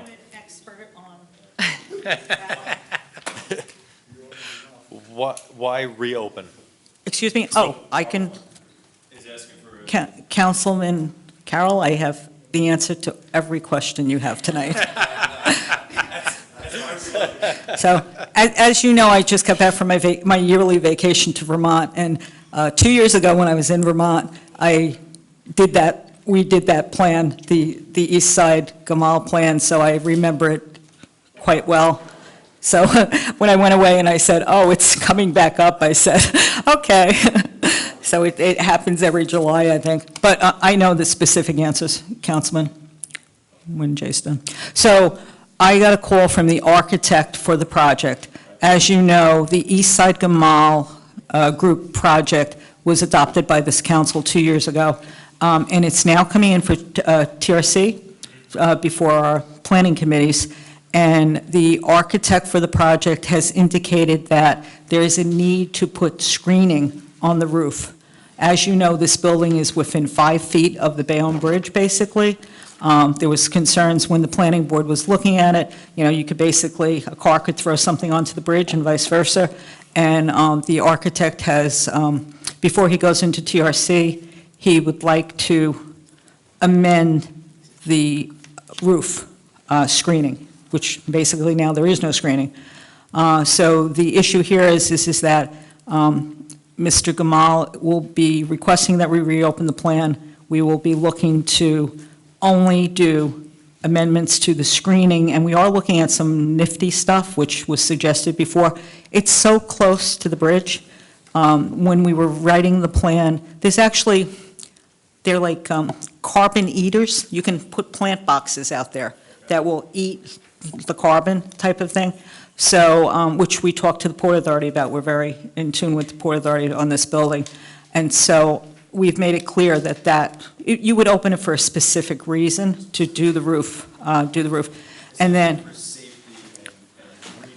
yes, exactly. And then the other thing about it is that even if he came in for TRC, he would have to wait until the amendment would be passed, and I calculated that would be basically in effect, if you pass it after you see it, it would be November of November 2023. That's the east side plan, and there's another one right after it for the west side, which you might want to ask me about. Yeah. Is it the next one? I think it is. It's the North Avenue A, North. North Bay. Okay, so. Yeah, they call that west. Yeah, a few years ago, initially, we did a east and west side plan. The council at the time did not approve the west side, so it basically died on the vine, which was fine.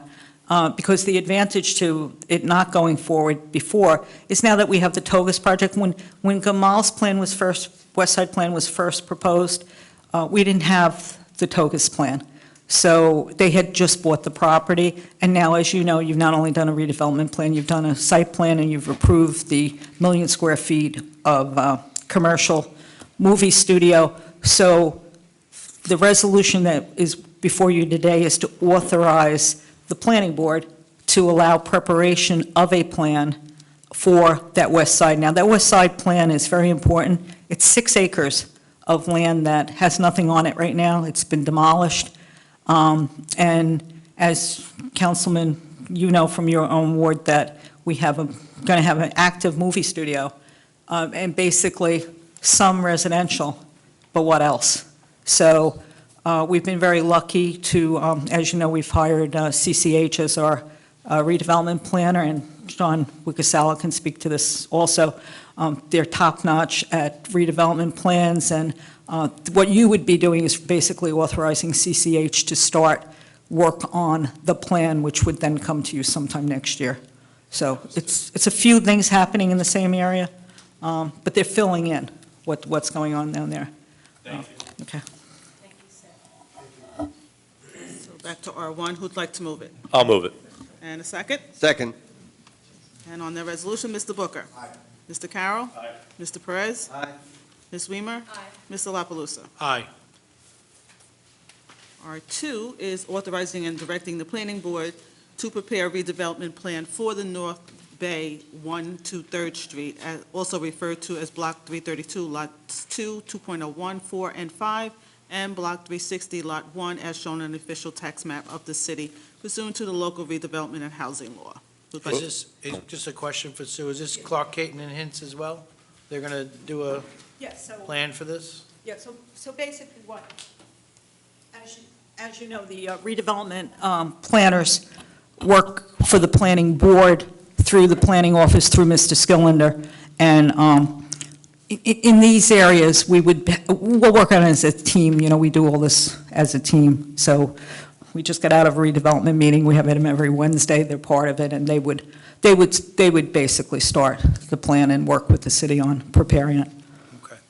It's pretty exciting to see that done. We've worked with them for a number of years, Clark. Yes, Caton and Hints. they're doing, I think Mr. Booker might say they're doing very nice work for us. We're happy to have them back. Absolutely. And who'd like to I'll move it? move it. And a second? Second. And on that resolution, Mr. Booker? Aye. Mr. Carroll? Aye. Mr. Perez? Aye. Ms. Weimer? Aye. Mr. La Palusa? Aye. R3 is approving an access easement and maintenance agreement between the city and B9 Lefanti Owner Urban Renewal LLC, and confirming designation of the same as the redeveloper for the property known as 69-73 Lefanti Way, which is identified as Block 412, Lots 3, as shown on the official tax map of the city. I'd like to move it. Move it. Second. And on that resolution, Mr. Booker? Aye. Mr. Carroll? Aye. Mr. Perez? Aye. Ms. Weimer? Aye. Mr. La Palusa? Aye. R4 is designating Bridgepoint Bayonne LLC as the redeveloper of the property identified as 69 New Hook Road, which is identified as Block 416, Lot 3, as shown in an official tax map of the city, and authorizing execution of a redevelopment agreement. Who would like to move it? Move it. Second. And on the resolution, Mr. Booker. Aye. Mr. Carroll? Aye. Mr. Perez? Aye. Ms. Weimer? Aye. Mr. La Palusa? Aye. R5 is authorizing the execution of a redevelopment agreement with B9 Lefanti Owner Urban Renewal LLC, and confirming designation of the same as redeveloper of the property identified as 69-73 Lefanti Way, which is identified as Block 412, Lot 3, as shown on the official tax map of the city. So move. Second. And on that resolution, Mr. Booker. Aye. Mr. Carroll. Aye. Mr. Perez. Aye. Ms. Weimer. What is there at that property now? We are, 69-73 Lefanti Way. right. He's going to answer. So currently, it was the old Seahorse warehouse. Right now, it's been demolition, so right now it is vacant land. The proposed agreement here would permit a warehouse to permit many uses here. If you have any further questions, the lawyer for the applicant, Mr. Michael Maselli, and also from the developer, Link, is here too. Nope, that's not out of character for that area, and I have no objections. Aye. And Mr. La Palusa. Aye. Number 6 is authorizing the mayor and city clerk to execute a release in consideration or sum of $93,345 to resolve claims associated with the damage to the Bayonne Fire Department Marine One on or about February 15, 2013, as a result of a collision with a tugboat owned by Don John Marine Company, Inc. So moved. Second. And on that resolution, Mr. Booker. Mr. Carroll. Aye. Mr. Perez. Aye. Ms. Weimer. Mr. La Palusa. Aye. R7 is authorizing the negotiations and execution of an agreement with the New Jersey Department of Transportation for the Constable Hook infrastructure study. Move it. Second. You want to talk about the DOT funding? Yep. Just a minute, because it's, I think Mr. Coffey was out of the room, and I just want to thank him again. He orchestrated a tour for the mayor with the Commissioner of Transportation, and we took her all through Constable Hook. As you know, Constable Hook is 20% of the city, and there's a lot of activity going to be happening there. And as you probably know, there is no infrastructure there. There's no sewer, there's no water. Again, the city, through the mayor and Jay, toured the area with the commissioner. She made $1.5 million of discretionary DOT funding available for us to do the study, and we got the agreement in 5 days. Wow.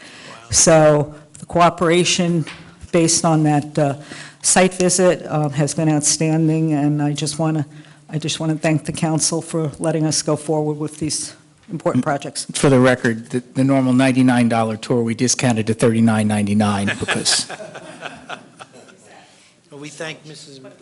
Mack and yourself and John and everybody before, but you were out of the room, so you didn't hear it, so there's your pat on the back. Thank you. Yeah. Thank you.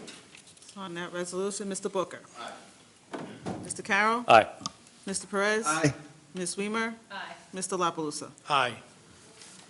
R8 is authorizing the execution of a second amendment to the redevelopment agreement with Bayonne Partners Urban Renewal LLC and confirming designation of the same as redeveloper of Block 830, Lots 1, 2.01, 2.02, 3.01, 3.02, 4.01, and 4.02.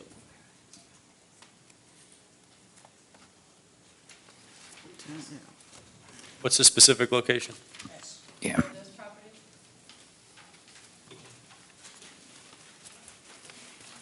This is currently city-owned property on the Military Ocean Terminal.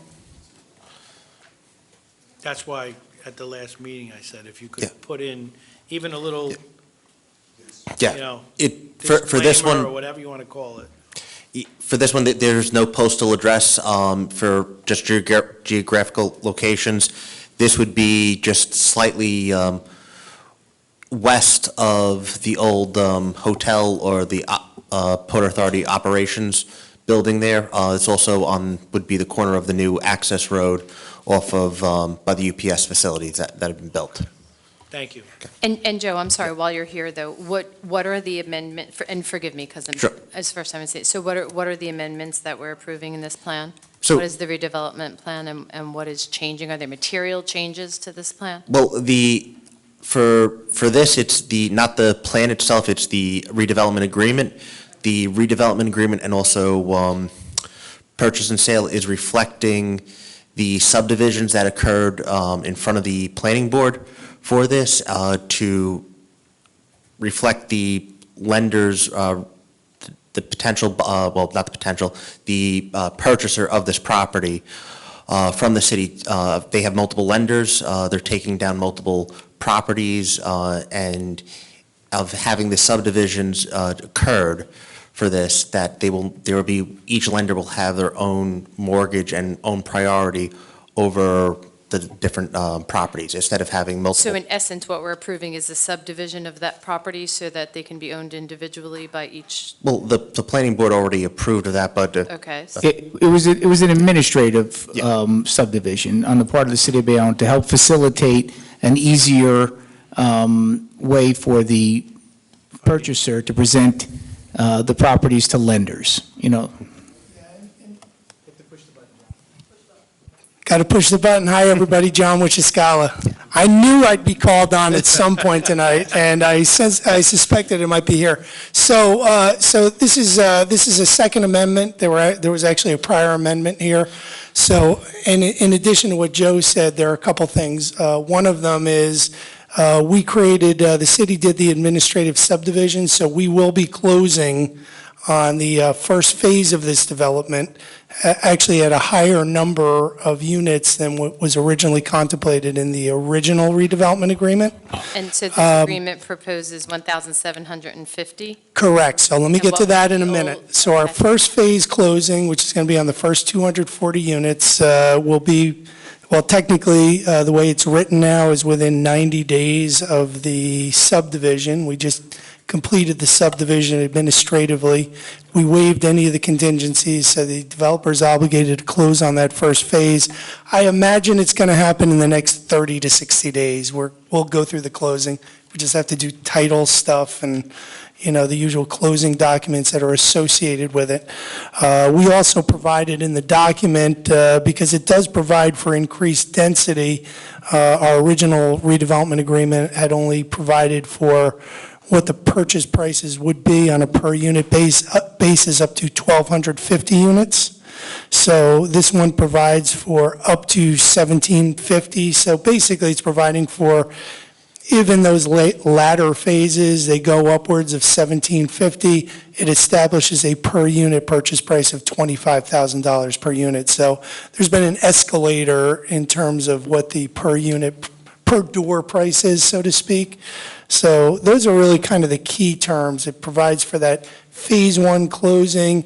It provides for the those additional 500 units, which are going to be in the latter phases. So it's really a 6-phase project, and they're going to take them down as they go, and that's what the document provides for. So all other terms and conditions of the original purchase and sale agreement, redevelopment agreement remain in place, but those are really the key aspects of it as it relates to what you see before you this evening.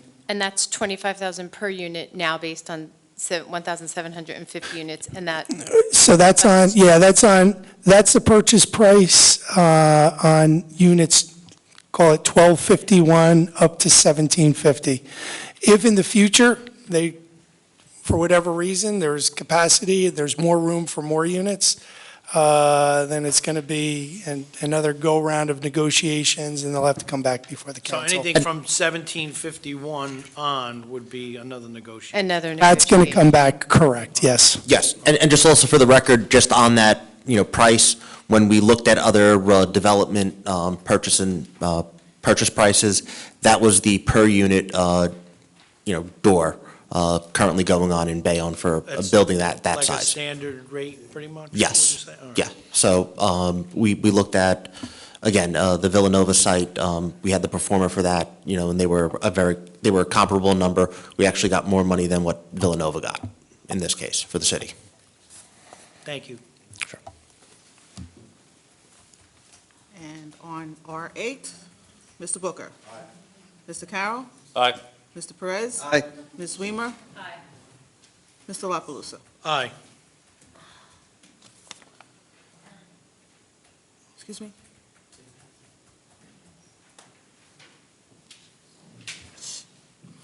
And R9 is R9. silk loaves. Is designating AMS Equities LLC as the redeveloper of the property identified as Block 234, lots 8.01, Block 458, We'll double check, though. lots 1.02 and 1.03, and Block 467, Lot 23, and executing a redevelopment for said property. Mr. Skillender, is that silk loaves property? Yes, this is Silk Lofts East and West for the financial agreements that were approved and passed tonight. Okay, and I'll move it. On the resolution, Mr. Booker. Mr. Carroll. Aye. Mr. Perez. Aye. Ms. Weimer. Mr. La Palusa. Aye. R10 has been withdrawn. R11 is authorizing and directing the Director of Planning and Zoning and Development to notify the properties owners of 13 East 33rd Street, 734-756 Broadway, which properties are identified as Block 140, Lots 2, 56, 57, 58, 59.01, 60, 61, and 62, as shown on the official tax map of the City of Bayonne, that the City Council may authorize the Planning Board to conduct a preliminary investigation to determine whether these properties constitute a condemnation or non-condemnation area of redevelopment pursuant to the local redevelopment and housing law. Who would like to move? I'll move it. Second. Any questions on R11? So my only question on that is whether or not the council is going to receive copies of that notice. That will be provided to you. You're authorizing it, you should get a copy of it. And this is very similar to R15, just different property with the same intent in the letter. Okay, and then R11, Mr. Booker. Aye. Mr. Carroll. Aye, again, just highlighting that this is for a investigation to determine if this is a viable option. Mr. Perez. Aye.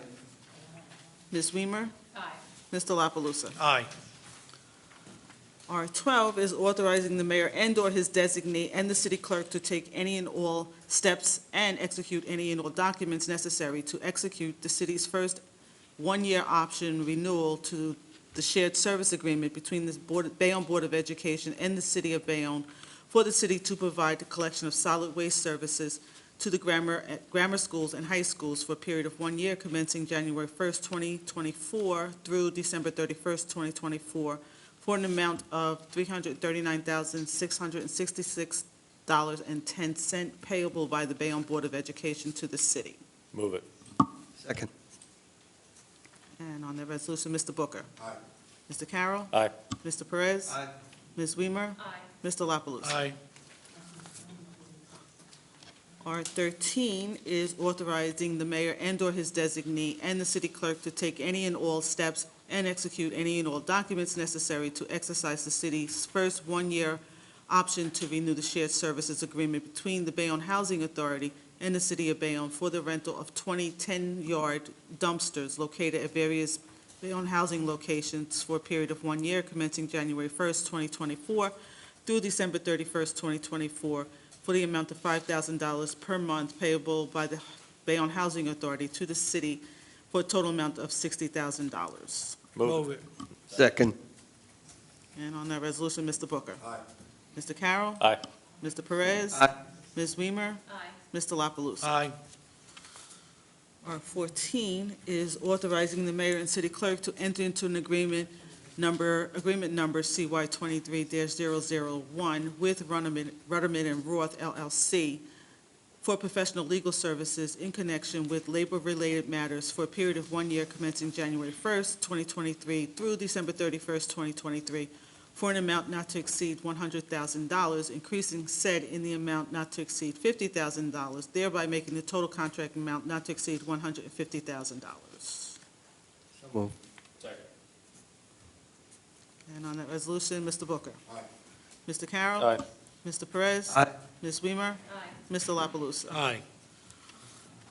R15 is authorizing and directing the planning, zoning, and the Director of Planning, Zoning, and Development to notify the property owners of 11-13 West 47th, 973-975 Broadway, 979 Broadway, 983-987 Broadway, and 12 West 48th Street, which properties are identified as Block 70, lots 19, 20, 21.01, as shown on the official tax map of the city, that the the City Council may authorize the Planning Board to conduct a preliminary investigation to determine whether these properties constitute either a condemnation or non-condemnation area of need of redevelopment pursuant to the local redevelopment and housing law.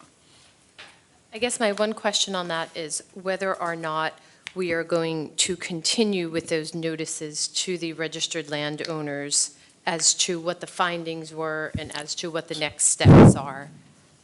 So maybe I can just add in here. I see the director standing up, but essentially what both of these resolutions are doing are actually giving the owners of both this property and the earlier one even more notice than they would normally get in the context of going through the process. All these resolutions are doing at this point is authorizing Mr. Skillender to provide an initial notice that, hey, we may be looking at these properties and we may be considering them for either condemnation or condemnation. After that's actually not the authorization to do any studies. This council, it's going to have to come back before the council again if there's a decision made to proceed accordingly. And at that point, just like any other area in need of redevelopment study, council would have to direct the planning board to do a study. Planning board, part and parcel of that, generally goes in, requests authorization to inspect the properties, so the property owners are aware of the fact that, somebody's coming in, or planning staff or whomever. And then ultimately, that will result in the preparation of a map, preparation of a plan. The plan itself, or the redevelopment, the area in need of redevelopment report, will include with it all of the findings. The property owners receive notice directly. Notices go into the newspaper. Those reports are on file with the municipality. So there are multiple opportunities for the property owners to understand the nature of the study and what is available. And that's general process. Again, both of these resolutions, this is really more out of a desire, and I think it's partly because both of these properties are being considered potentially for condemnation. John, with all due respect, the council was presented with a request to move forward with an area need study of condemnation. And it was not something that we in good conscience felt that we could move forward with without the landowners being officially notified. And so that request for formal notice to go to them came from the council. And again, in good conscience, I would want to know every step of the way, whether or not it was past practice or not, that the property that I own and may be neglected and maybe owe back taxes and maybe whatever the case may be, but before we can in good conscience, or before I can, I should only speak on behalf of myself, in good conscience, move forward with a request to condemn someone's property, I'm going to know that you're aware of it. And John, both of these properties are in the 3rd Ward, where I'm the councilman, and I was adamant about not even hearing this without giving them more than enough notice. I want it beyond the shadow of a doubt that they understand that if I have to go to vote for this, I gave them ample enough opportunities to settle their business affairs and get this taken care of.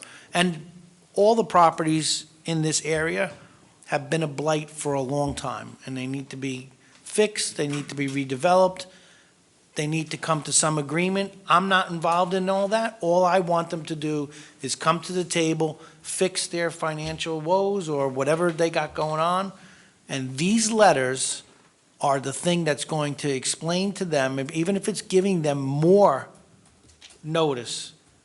I will not hear anything about a condemnation without knowing that I gave them this opportunity. And my colleagues are all in favor of the same thing as me. Oh, yeah, I totally agree. Yes. So your explanation was very helpful, though, so I was not aware, and just from my own inexperience, that the landowners would get sort of serviced or noticed with every step of the way of what the findings were and what the ongoing next steps were. And I just want to make certain that that happens. Listen, it's ultimately going to come back before the council, before before anything happens, and you'll make a decision whether you're willing to allow the study to go forward with condemnation powers or without condemnation powers. And even the fact that you adopt a resolution that authorizes this study to allow condemnation, there are still future steps down the road. A redeveloper of those properties is mandated to try to make best efforts. I mean, those become provisions that are in redevelopment agreements themselves. They've got to attempt to negotiate. The city needs to attempt to negotiate down the road if it can't be reached, but ultimately, if you go through that condemnation process, what it allows at the end of the day is the opportunity for the municipality to exercise its right of eminent domain, and it's part of the local redevelopment and housing law. But that is a far down the road issue, but I think the council's taking the proper action here. You are providing pre-notice and plenty of time and opportunity for those property owners, you know, as the council president said, to understand what's going on. And again, it's going to come back before this council in the future before anybody directs the planning board to do a study. Either way. Thank you. Thank you, John. Thank you, John. And who would like to move it? Move it. Second. And on that resolution, Mr. Booker. Aye. Mr. Carroll. Aye. Mr. Perez. Aye. Ms. Weimer. Aye. Mr. La Palusa. Aye. We have a couple of add-ons. The first one is from the Honorable James M. Davis, appointing Mikhail Luwande to the Planning Board as a Class 4 member for a term to expire December 31st, 2023, and a resolution confirming said appointment. Move it. Second. And on the resolution, Mr. Booker. Aye. Mr. Carroll. Aye. Mr. Perez. Aye. Ms. Weimer. Aye. Mr. La Palusa. Aye. And 2 is authorizing the redeveloper, designating redeveloper B9 LaFonte Owners Urban Renewal LLC to install sanitary sewer facilities within the LaFonte Way right-of-way at the property identified as at 412 Lot 3, also known as 69-73 LaFonte Way, as shown on the official tax map of the city of Bayonne. So moved. And on that resolution, Mr. Booker. Aye. Mr. Carroll. Aye. Mr. Perez. Aye. Ms. Weimer. Aye. Mr. La Palusa. Aye. And 3 is authorizing the execution of a redevelopment agreement with 218-220 Broadway Urban Renewal LLC for the redevelopment of the property located at 218-220 Broadway and identified as Block 319, Lot 26, as shown on the official tax map of the city. Move it. Second. And on that resolution, Mr. Booker. Aye. Mr. Carroll. Aye. Mr. Perez. Aye. Ms. Weimer. Aye. And Mr. La Palusa. Aye. And I just have one more, which is amending Resolution 21-10-20-70, which was adopted on October 20th, 2021,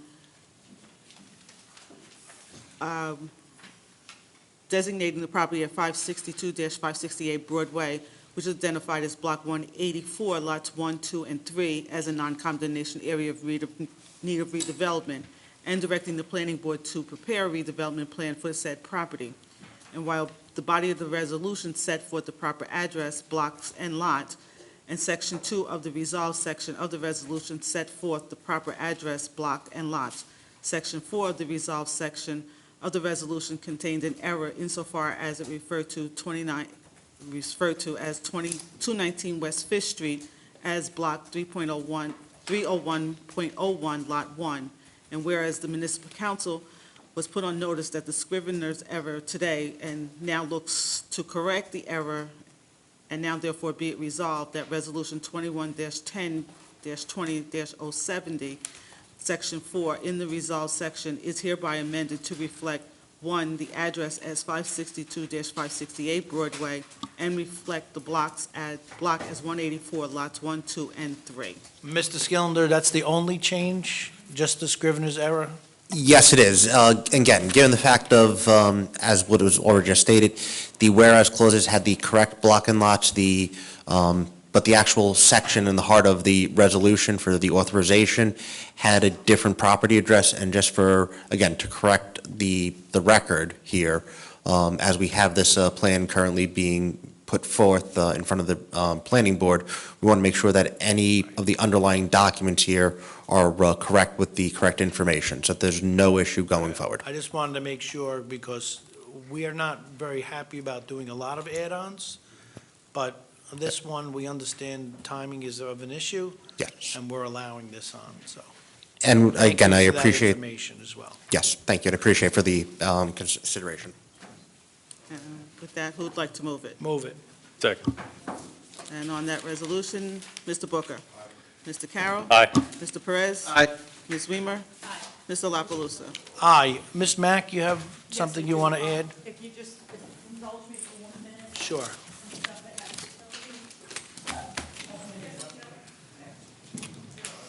Do you want this? Last year, the council, last summer, the council authorized, following a public process with the New Jersey Department of Transportation, you authorized hiring T-Lin engineers to conduct a concept development study for a pedestrian bridge over Route 440. That project had been discussed for many years, but it didn't go anywhere. 10 months later, they basically have completed the study, which will allow us to go in September back to the NJTPA for the federal funding, and then they will authorize the preliminary engineering for the project, which is very good news. As part of the requirement to do this, the way the plan is, the way the concept study is done, they must hold a public information center for the public so that they'll know. We've had a website, and we've had information that's gone out, but there'll actually be a public information center that will be held here on August 2nd from 6 to 8 p.m. T-Lin will have all the alternatives here, and they'll answer any questions, also detour routes and things like that. So because it's not a council meeting, between now and then, I wanted you to know about it. But the other reason I want you to know about it is because you're very involved. You not only authorized it, as part of the process, they have to come back to the council with the alternatives and have the council pass a resolution as to a preferred alternative. And so what they are proposing is that Public Information Center will be on August 2nd. They would like to come to the caucus and appear for 10 minutes with a PowerPoint. There would be no voting item on it. It would just be, they would give the opportunity for the council to see what they're proposing. And then the following week, they would have a resolution before the council with whatever your preferred alternative would be. That would complete the public process, and they would just package the report and then send it back to DOT in September. So they were able to do this in 10 months instead of 18 months. They've moved ahead, and we're moving forward on it. So I wanted to let you know, because this is the type of action that you initiate, you take, you follow the rules of process, and we get a good outcome. So I'm proud of all of you for doing that, and I hope I hope you like the outcome of it, because it's a really necessary improvement that we need. It's very, very needed. You're Exactly. 100% correct, and I'm sure we're all going to be there. 'Cause Well, it's really up to you to let us know if you would like to have the 10-minute presentation at the caucus or at the meeting. They'll come back to the meeting, of course, because you're going to vote on it. And they'll do it again. Yes, they will. But this would give you an opportunity. I know several of you have said that you prefer to have these conversations at the caucus If it's rather 10 than. minutes, I don't think It's only there be will 10 a minutes. problem with anybody. Several of us went through it yesterday. We had it, there are other people involved, Junior Furtante and Suzanne Kavanaugh. Other people are involved, and so we had the run-through yesterday. 10 minutes, Suzanne? She here now? She was here earlier. That's all it is. It's fine. So Right. Yeah. is that Absolutely. in addition to this August 2nd, or? Yes, the public, we'd be thrilled for you to come, to come to that, but that's for the public. We've sent out notices, social media, there's plenty of written notices, mailed notices. On social media via Twitter? Yes, everything.